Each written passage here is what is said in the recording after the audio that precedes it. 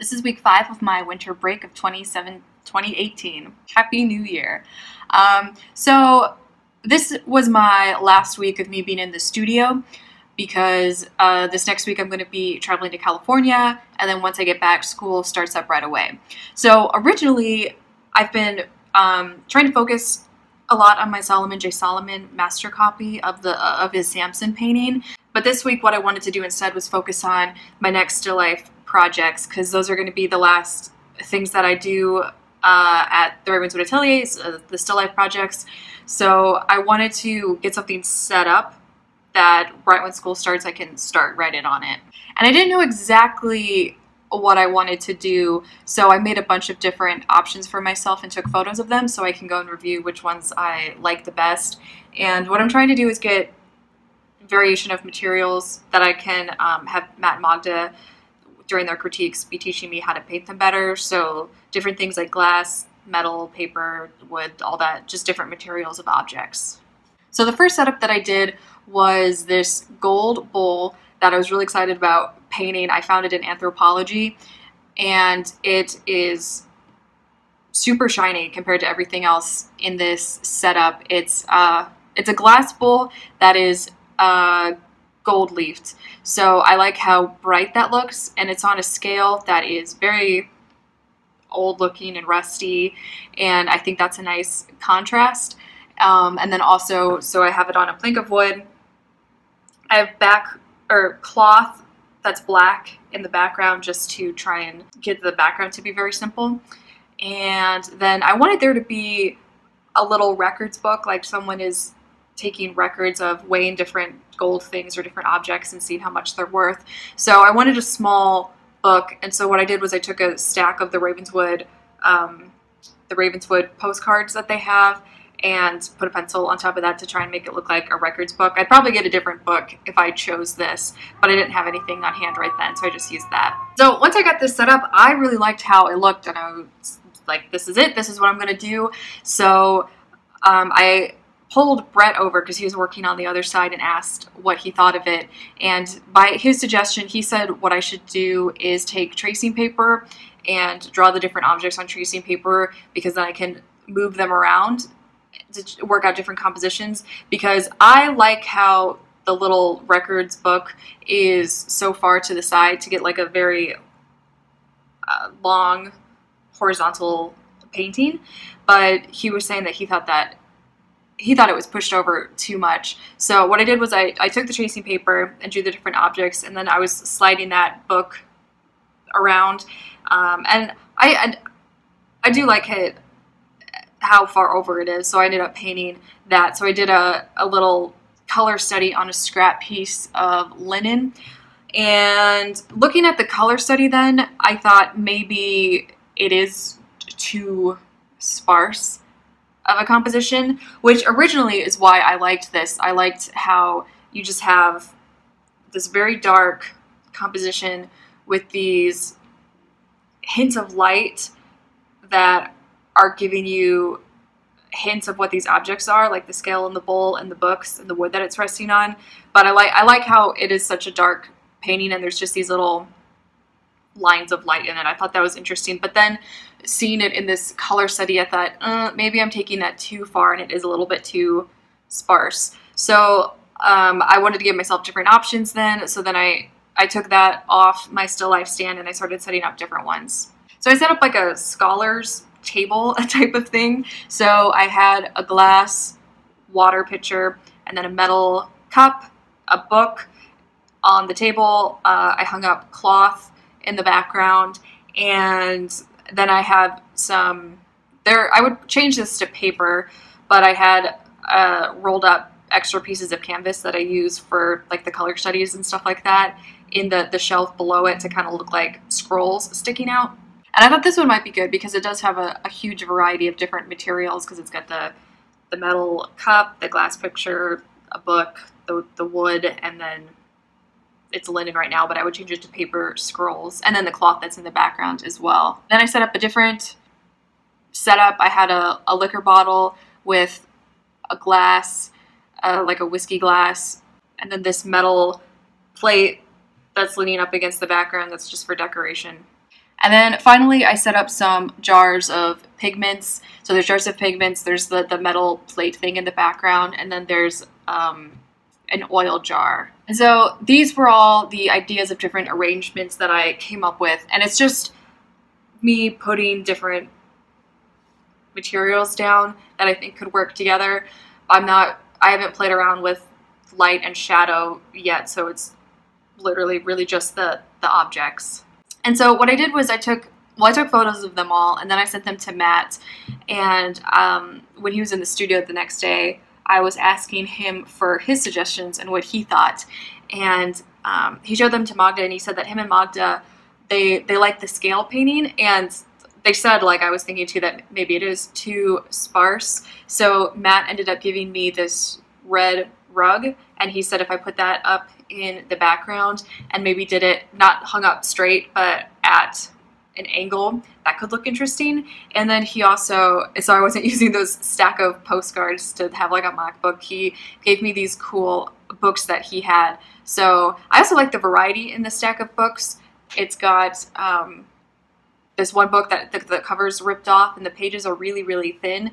This other book that's shut, and then a book on top of it that's opened up, and the paper on that looks like that homemade paper where the edges are kind of curly and interesting looking. And so for this, I'm pretty much deciding that I want to be doing this scale painting for my next still life. So I set it all up again, and I work out the light then to have it a little bit more interesting. So I first just hang up the rug simply, and then I start playing around with the light. And I am working under a skylight.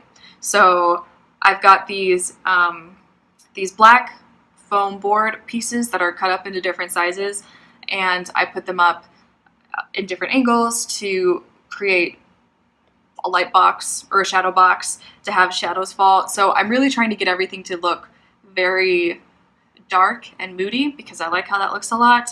And I have it so the light that's going to be hitting the rug on the background, however the rug is arranged, I have it so there's a little bit of light on the rug where the bowl, the glowing gold bowl is, and kind of you can see it also as it goes from the bowl to the book. And then I also have shadows falling on the book, so only the edge of the open book is really illuminated. And I really like how that looks. So most of the attention is on the gold bowl, and then as your eye goes across the painting, there's other details in it like the books and the board and all of that, but I hope that it's subtle because I just think that looks interesting. But so then having the rug up, so the first time I put it up, I do have it going as an angle like Matt suggested, and I have the rug's pretty low, so you're seeing the top line of the rug. I don't know how easily you can actually see these in the photos because it is pretty dark. But so the top of the rug, you see it at the top part of the scale, and then it goes down towards the books. And the first time I put it up, there's no wrinkles in the rug. At first I liked that because I thought it was just this nice subtle variation that you can see in the background of the pattern on the rug, and it gets also this nice red, deep dark red in the background, which I think looks nice against all the brown and the gold.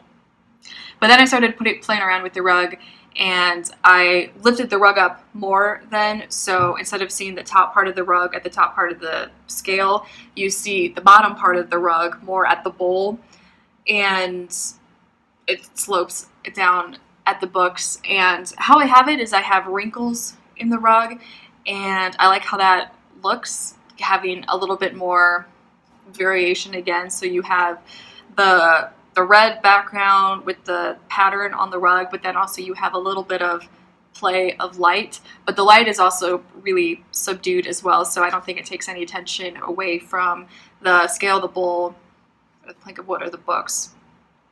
But I do think how I do like the wrinkles, but I think having the bottom of the rug showing by the bowl and the book, I think that looks a little bit too busy, like there's too many lines down there. And then I flip the rug a little bit and it's just going down a little bit more vertically, and Again, I like how the wrinkles are showing up, but I think maybe having it that way too, it's a little bit too busy as well. So I ended up losing the light then because I'm working from a skylight, so the sun was setting. So it's hard to see what I was doing then, but I think what I want to do when I get back, when school starts again, I think I want to hang the rug up where you do see the top part of the rug is near the top part of the painting, but I do want to try and get some wrinkles in the rug because I think that'll look nice. And also when Brett, the day before when Brett was looking at this, he was saying that everything in the painting looks really hard. It's all hard materials with metal, wood, and the books. And he said it might look nice if there's something that has a little bit more of an organic feeling to it. And I think having the rug and throwing in some wrinkles subtly in the background will satisfy that. So it just brings another variation into the painting. So this week working with still lifes and the different still life objects and trying to set them up in different ways, I was really struggling with finding something that I liked. I really do like how the scale one is going to be. I think that's going to be really cool if I can paint it right. But so I was doing a lot of thinking about still life and what I think about still life, and I think one reason why it was pretty challenging for me is because I'm not that attracted to still life painting. When I look up paintings, honestly, it's mostly figure paintings, or I feel like my preference is I love figure paintings, below that is maybe landscape paintings, and below that is maybe still life paintings. And I was thinking, why is that? I like how kind of no matter what with the figure you can tell. I don't think you could, even a simple portrait, if you got a figure in there, you're going to be coming up with a narrative on what's going on. And I think with still life, though there can be a huge narrative element with still life, I think, well, I definitely prefer when there is a narrative element in the still life. So like the scale with someone, like there's a book laid out there and it's like someone's taking records on and weighing different materials to get the prices for different objects. But like maybe the pigments one that I had in front of the silver plate, I think that one, though you can come up with a story of that, I think it's more decorative, and I don't maybe prefer the decorative still lifes as much. And I guess when I do like decorative still lifes, when they maybe don't have a story, is it has to be painted really, really well, and then I think that's interesting. But maybe then that's only interesting for painters to look at, or someone that can appreciate that, and maybe it's not so much for everyone like something that had a stronger narrative element would be. But I think a lot of it with when I do like still lifes and when I don't like still life really comes down to the design element. And with still life, I feel like the design can be really, really obvious, and I don't like it when it's really, really obvious. Like if you have three objects and maybe one's like a tall flower that comes up, and then maybe there's like a jug over here, and maybe there's like a stick on the ground that goes back over to the flowering thing that goes up, and then it's like a really obvious triangle that your eye can go around. And there's definitely nothing wrong with that, because you want there to be design in a painting. But I guess it kind of bothers me when it's so obvious like that, like a simple triangle like that, because I feel like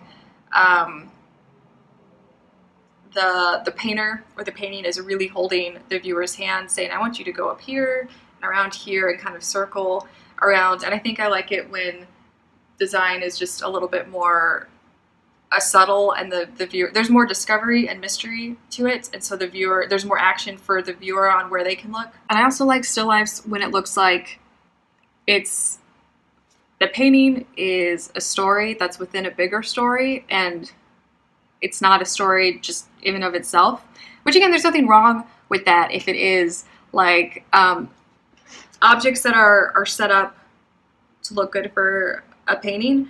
I'd rather it be like, it looks like it's part of a bigger world.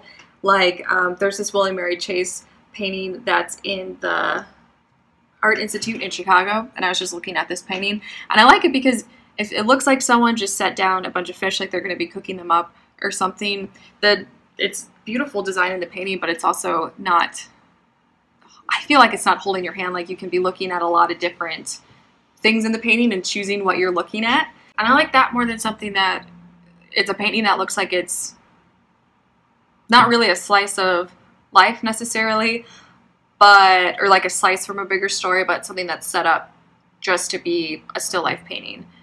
And there's nothing wrong with that. I guess I just prefer it, imagining there's a bigger story around the frame of that painting.